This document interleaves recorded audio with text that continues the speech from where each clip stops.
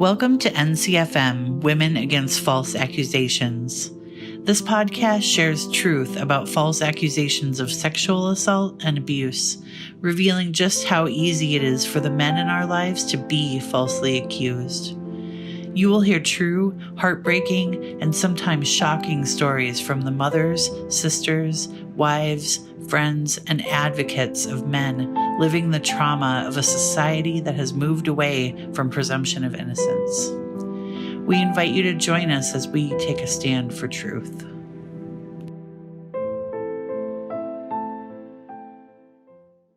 Hello, my name is Harry Crouch. I'm president of the National Coalition for Men, and this is the second video in a series dealing with parents who and their stories of having someone in their life that they love falsely accused of something they didn't do, and the consequences and how that impacts not only falsely accused but their families.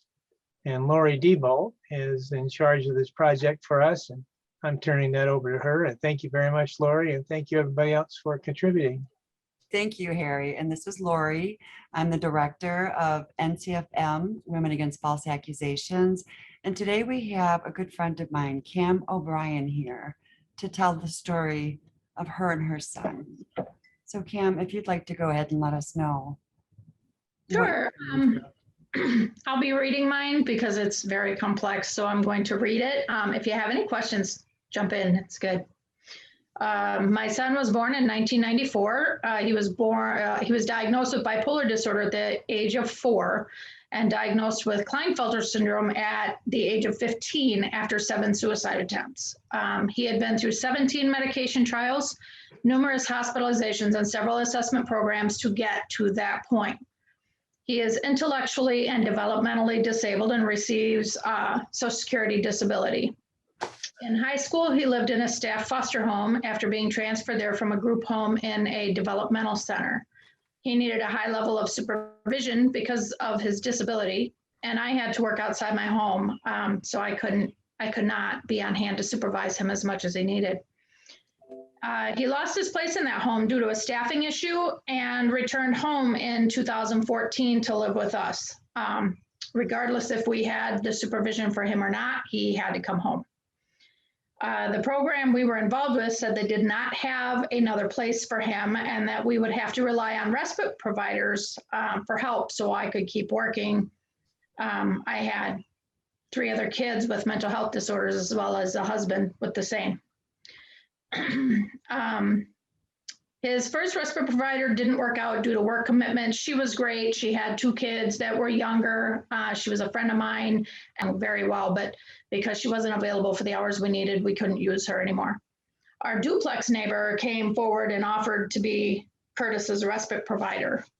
United Cerebral Palsy interviewed her in depth and hired her for that role. A short time into working with my son, she started leaving him home alone to babysit her kids while she was being paid to care for him and supervise him. He would call me to tell me she left. As soon as she left, he would call me and say, "Mom, Nikki just left me here to babysit the kids." So I'd send his younger sister over to care for the kids and he would come home. She began calling him her boyfriend in comments like, "Is my boyfriend coming over today?" In June 2014, the respite provider, I'll call her the RP because otherwise it's very long. The RP's 6-year-old daughter told her she was playing a pee-pee game with the 8-year-old neighbor boy. The RP asked me what she should do. I said, contact the parents, just find out what's going on, kind of have a sit down with them. They're both young kids. I started trying to keep my son home from the RP's place after that, between being left at home alone, being called her boyfriend, and then having this issue come up. I thought we kind of need better supervision or just to keep him away from there because it was obvious to me that he was not being paid attention to as much as he needed in depth that he needed. 2 weeks later, the 6-year-old said she was also playing the pee-pee game with my son, who was 18. I decided, that he was going to stay away from there completely. I told her, make sure, because we already had the allegation once about the neighbor kid, please make sure and let me know what's going on. The next day she came back and said that the 6-year-old had recanted her allegation, said she hadn't played that with my son. So I still did not want him over there.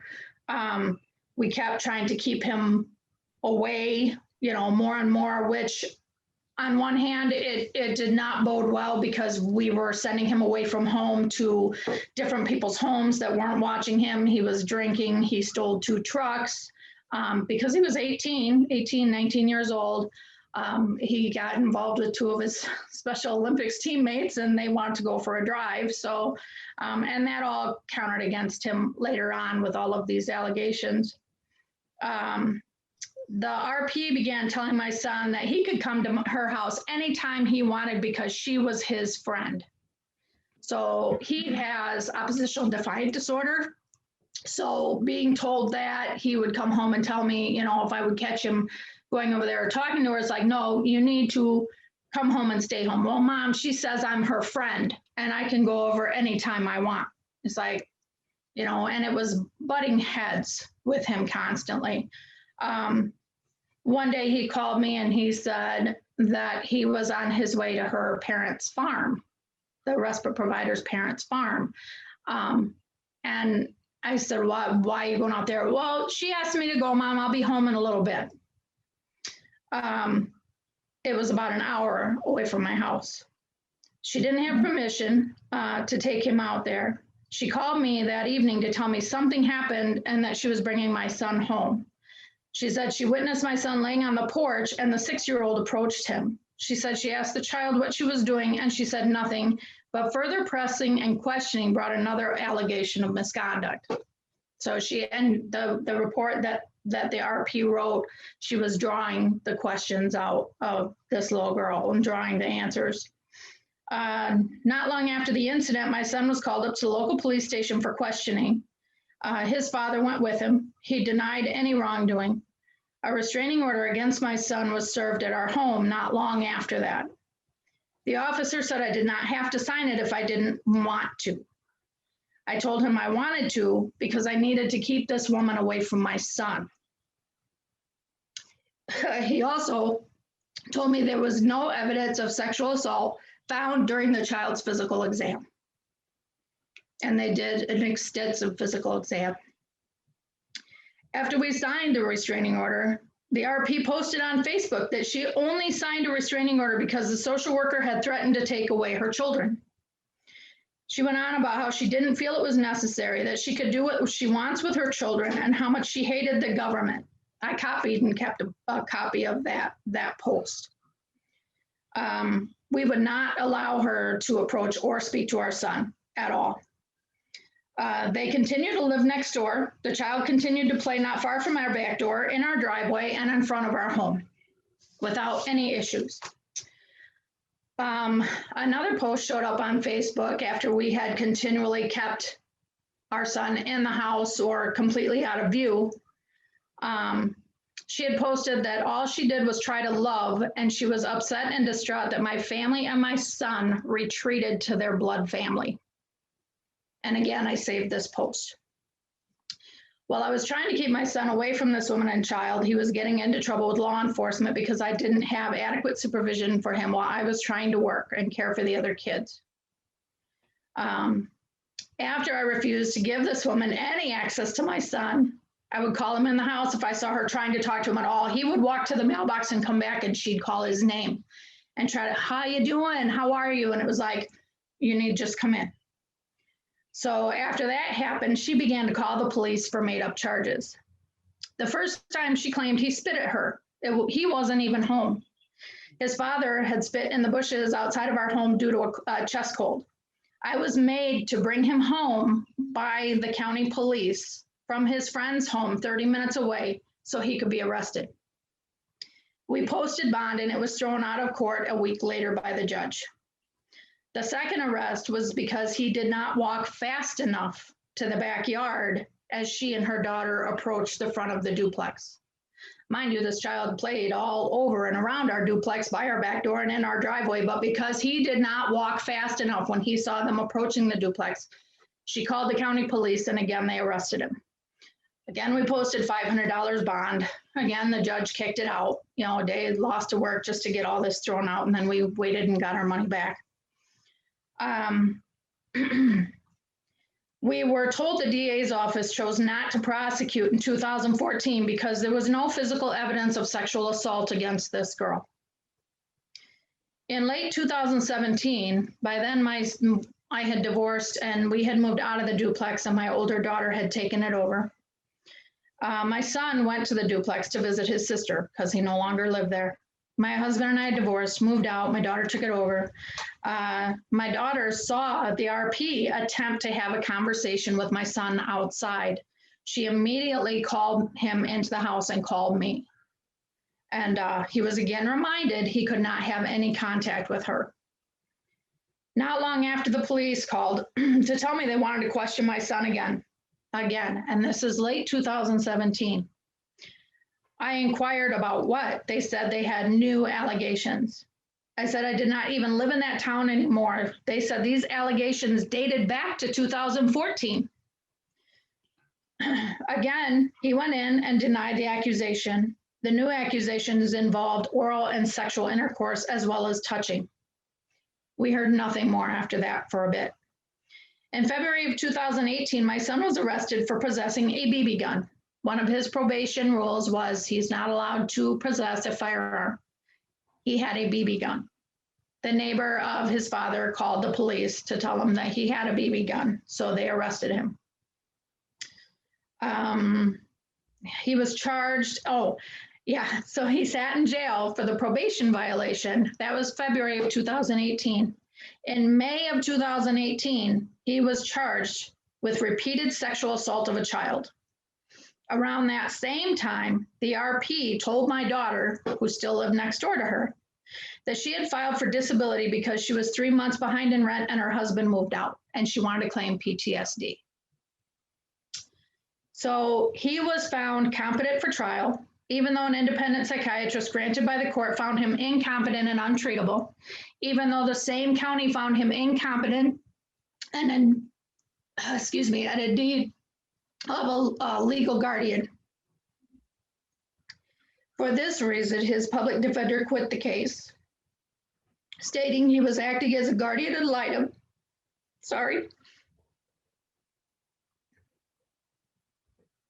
Instead of his attorney. I am the legal guardian. His second public defender forwarded a plea offer from the assistant DA. They wanted him to plead guilty to 1 count of sexual assault of a child and serve 7 years in a treatment facility and life on the list. My son maintains his innocence and he pled not guilty.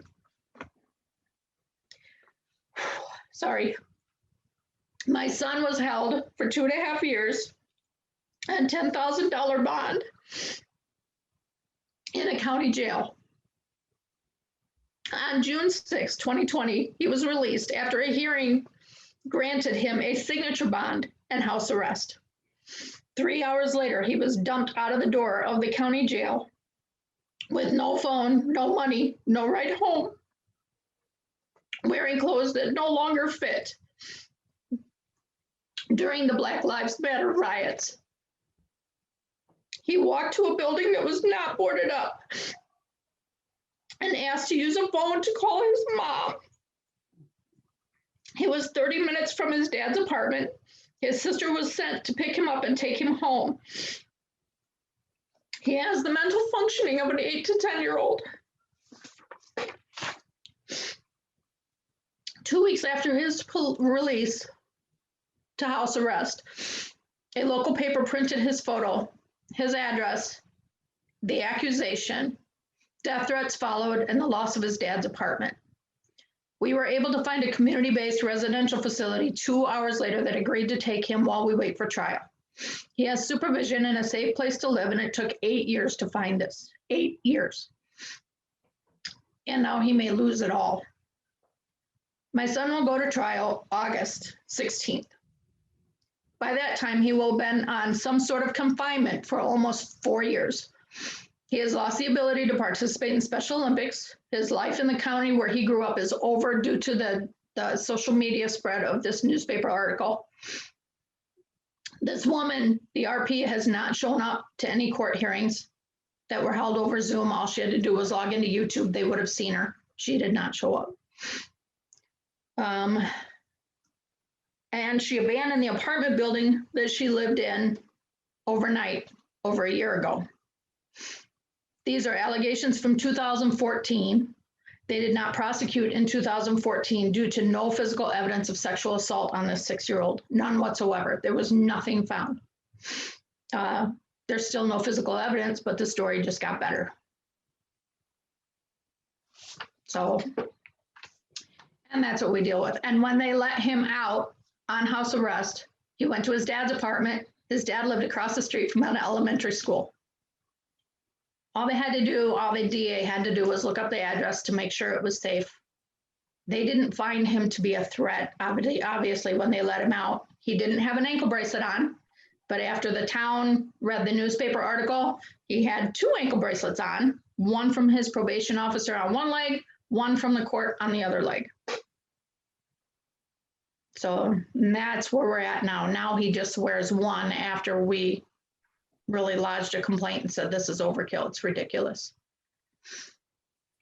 So, but he's doing better. He's doing awesome now. He mows the lawn. He's been offered a job by the woman who owns the 6 community-based residential facilities to mow the lawns of the 6 homes. She would take him around. He would be supervised to do so. He's not had hardly any outbursts compared to what he used to have. He takes his medication by shot once a month, and this could be a long-term place for him to live, and he could definitely lose it all. Cam, that is such a heartbreaking, emotional situation and journey that you and your family are in. I can't imagine. I just can't imagine. So trial is coming up August 16th, right? Correct. And Correct. you have the public defender with you on that? We have the public defender. I get very few emails. Trying to get them to communicate with me as his legal guardian is absolutely ridiculous. The court system recognizes that he's incompetent and in need of a legal guardian, but evidently not to navigate the legal system. So it's just kind of unreal at this point. Well, I'm happy to hear that he's doing better. So that's very heartening to know. But I'm curious if there's no, excuse me, no victim. There's no physical evidence. And the case is now 7 years old. And they refused to prosecute in 2014. What the heck's going on? We can't figure it out. The plea deal that was offered stated that the assistant DA who has taken this case and who is just running with it, he stated that he understands that Curtis has a mental deficit, but he's still been able to get out into the community and commit these crimes. So when I talked to the public defender, his thought and my thought both behind it were that they're holding on to this one to keep him tied down from doing any more like the truck thefts and the BB gun, because they're getting frustrated with him being in the legal system. Well, he's in the legal system because his care fell through and there was nobody to help me care for him. So his supervision was lost. So they feel that that's the way to hold on to him. 7 years in a treatment facility when an independent psychiatrist said he is incompetent and untreatable. How do you treat mental handicap? You cannot treat that out of a person. And Social Security, who's the federal government, has all of his paperwork, and they also say he is disabled, he is incompetent. Here, this is the money he gets to live on. You have to jump through hoops and provide every piece of paper to prove prove handicap to get SSI, and we have. So excuse me, is the district attorney proposing to take your son to trial without a plea deal? Yeah, yep. It's going to take him to a jury trial if we don't say that we'll accept the 7 years and life on the list. But he has no evidence. But he has no physical evidence. He has no victim. Nope.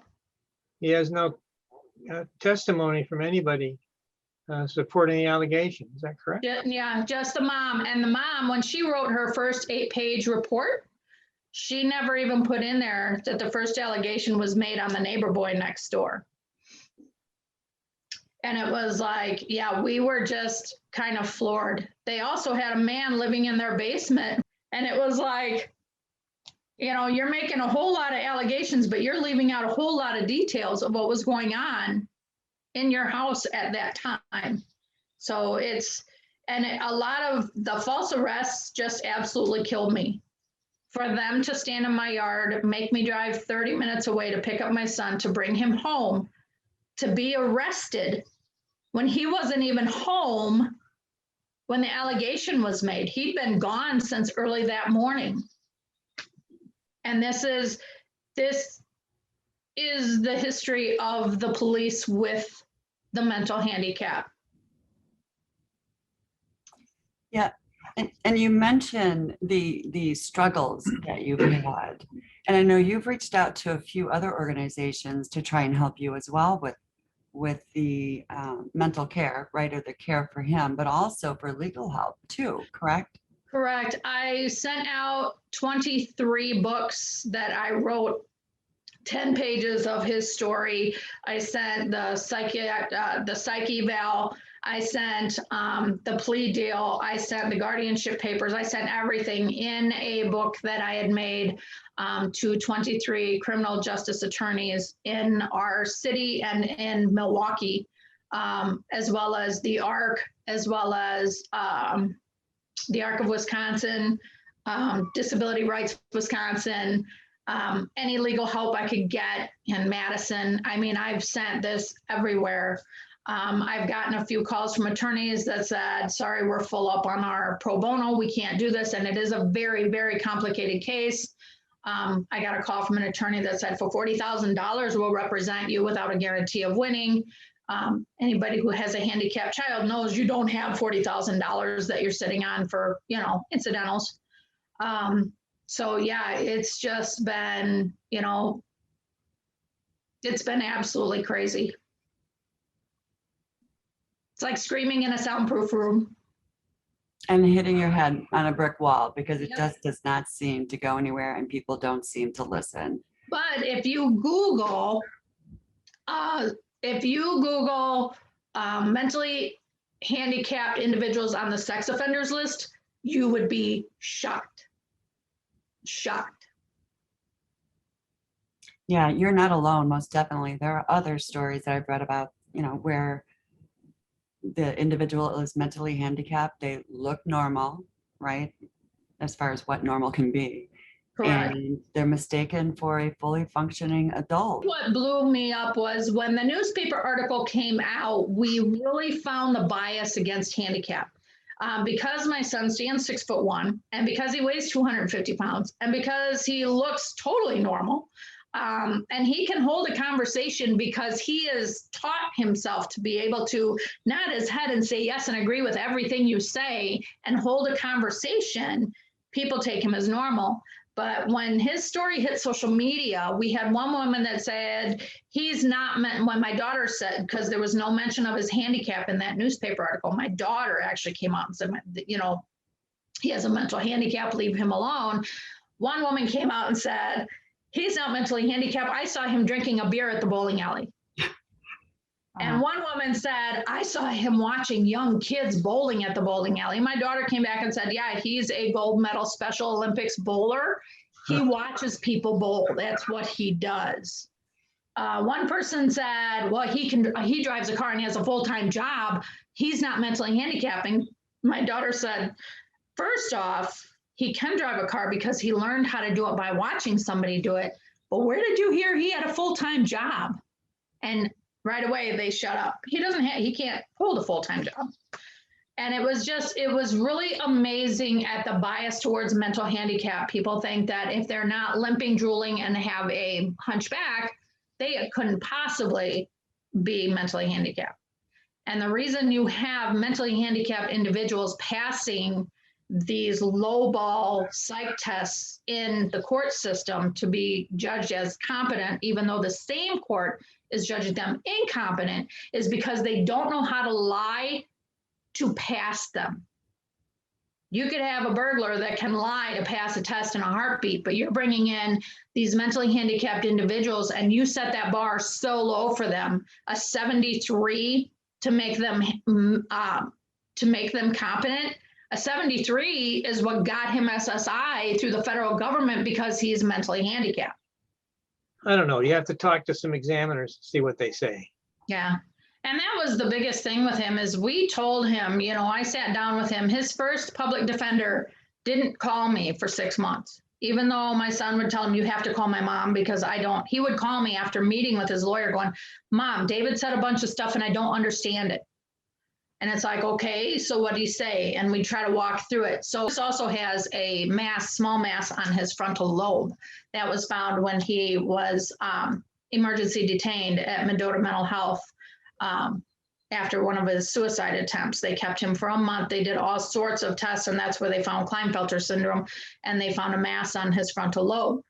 And he said, I don't remember everything he said, but this is part of it. So we discuss it.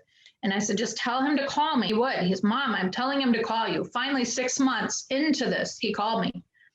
And he introduced himself, and he said, I hate to ask you this, but is there something wrong with?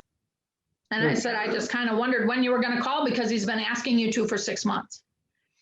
And I gave him the rundown, and he goes, you know, he says, it took me a while because he would sit and he would agree with me and he would nod his head and he would smile and he would say, okay, David, okay.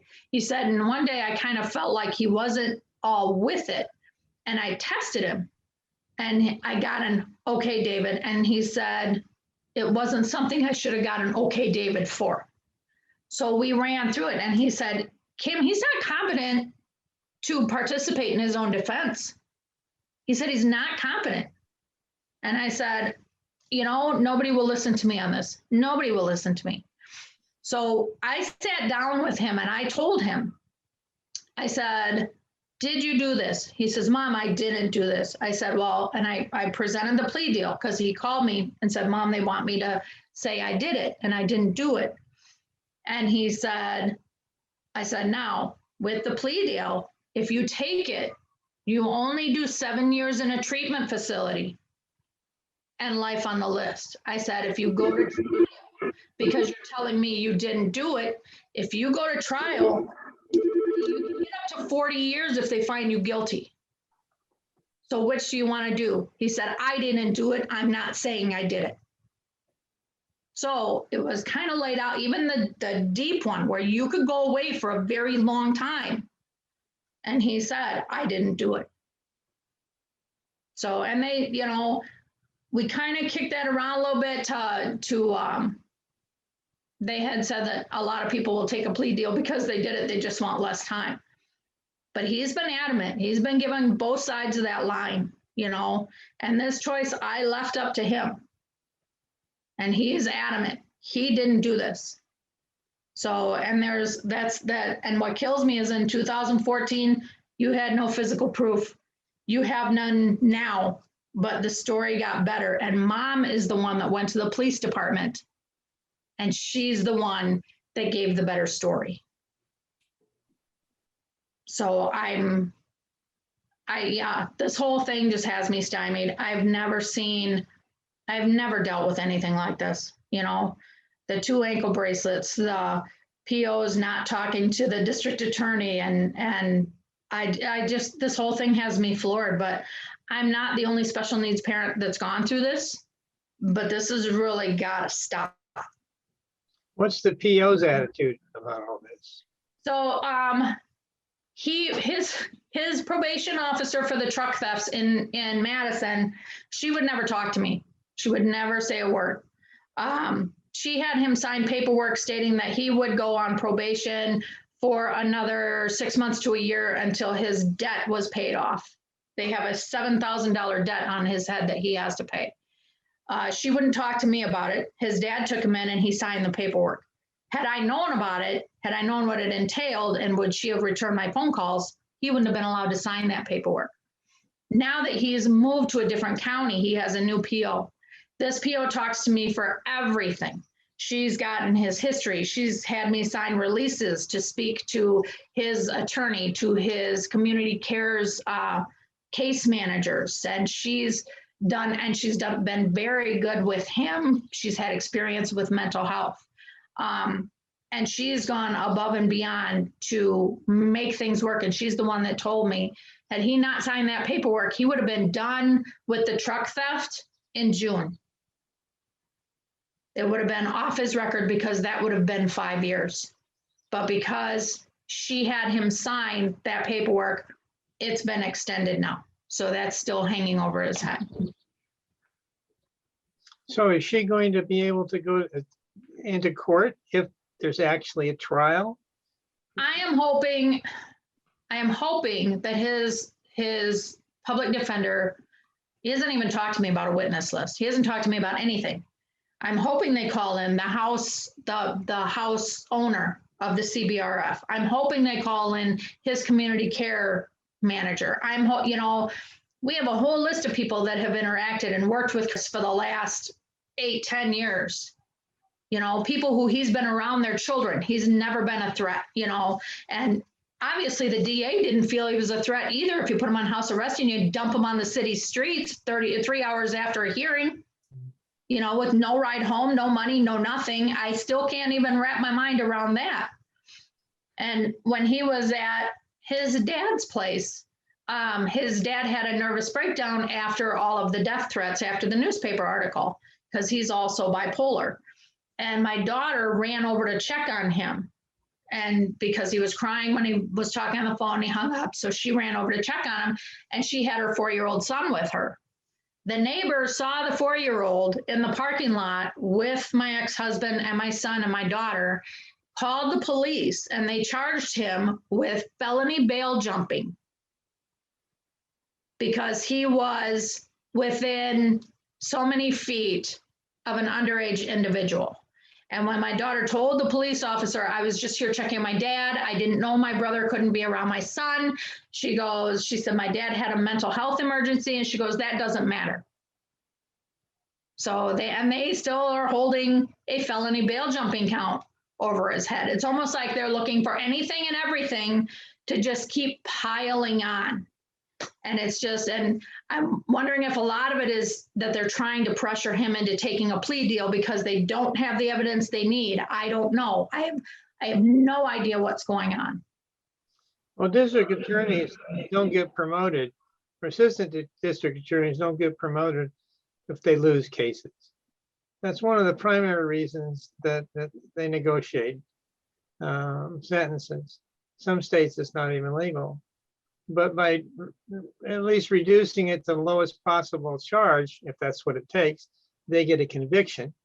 And it goes on their record as a plus, not a negative. Judges hate it when district attorneys bring a loser case to court. They really don't like it because it wastes a lot of time and costs a lot of money. You got court reporters, you got deputies in there, you got everybody on payroll, and it costs a lot of money. So I think it's possible, I don't know how likely, but I think it's possible, given what you said, that this district attorney is going to bail if it comes to a trial, even if it's already been scheduled, because he's going to have to walk into court and present whatever evidence he has to the judge.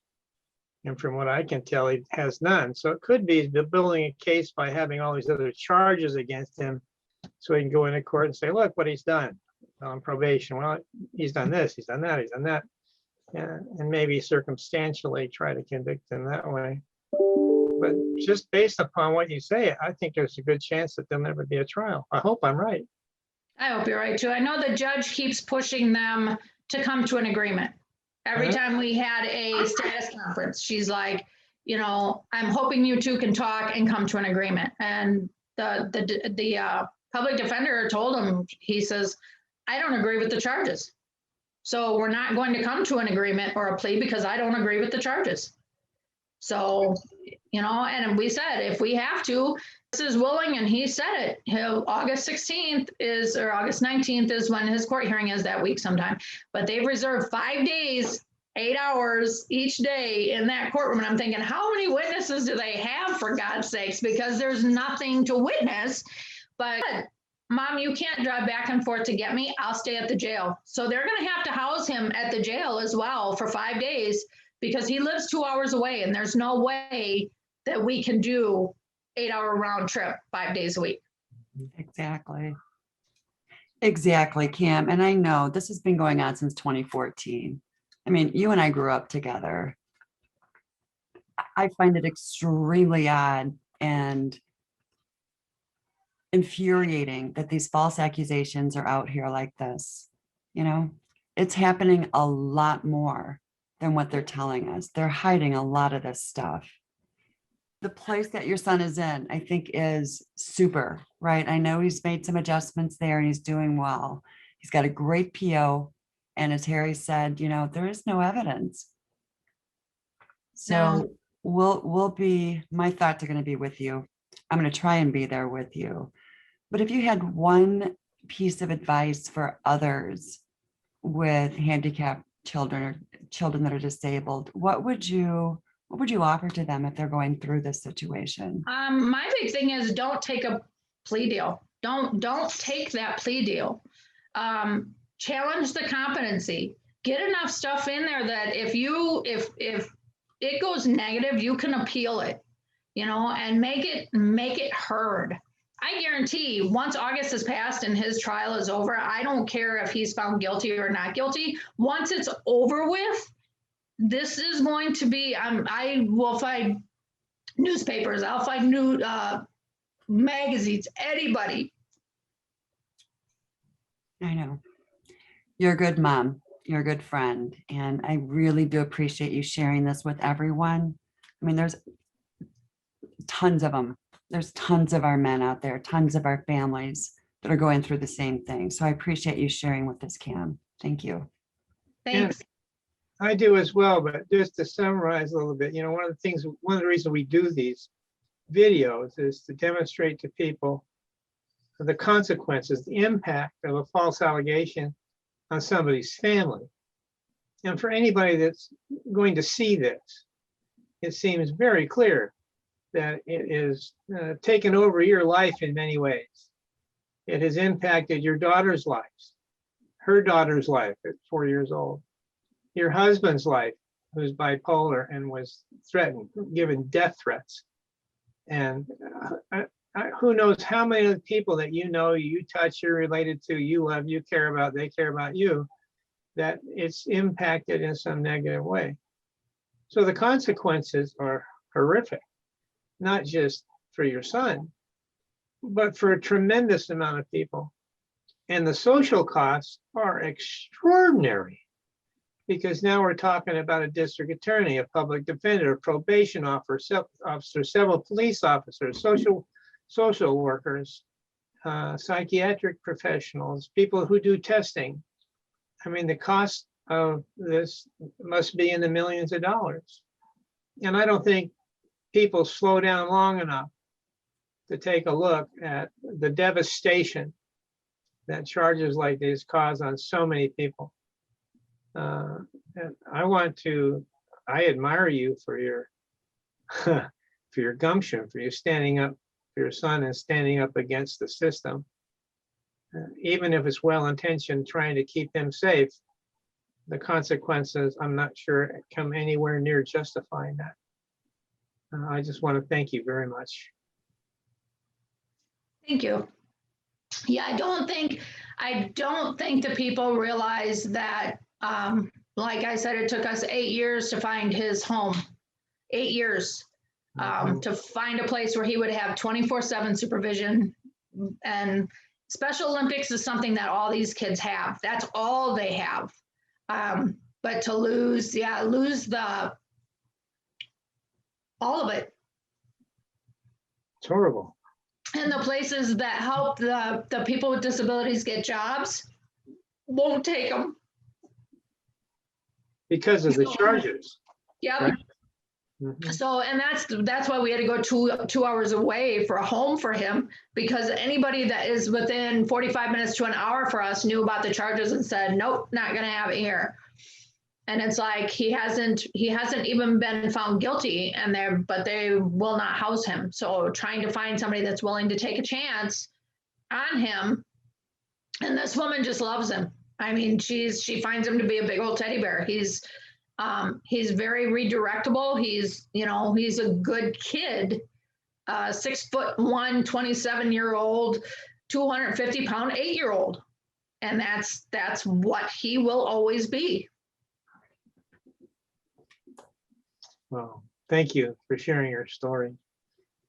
Thank you, Cam. Thank you so much. Thank you. Thank you for listening to our true stories. If you have a story to share about a man in your life, please reach out to us at www.womenagainstfalseaccusations.ncfm.org. The National Coalition for Men has been advocating for men and the women who love them since 1977. Our NCFM Women's Group offers emotional support and a place to actively work together to raise awareness around false accusations. Remember, you are not alone. Join us to learn more. Whatever happened to fairness and common sense? A great father and decorated military hero survived 6 deployments, but almost had his life destroyed at home. His wife had an extramarital affair. In retaliation to his challenge of her fidelity, she falsely accused him of spousal rape. As a result, she was not prosecuted or legally sanctioned in any way. The family court awarded her custody of their children, their home, and half his retirement. Why do our courts continually promote false accusations, award deceit, and facilitate criminal acts against innocent victims? Regardless of gender, the National Coalition for Men believes that false accusers should be held accountable, not rewarded. Help us help you change America for the better. Join the National Coalition for Men and pledge your support today. Be sure to call 619-231-1909. Again, 619-231-1909.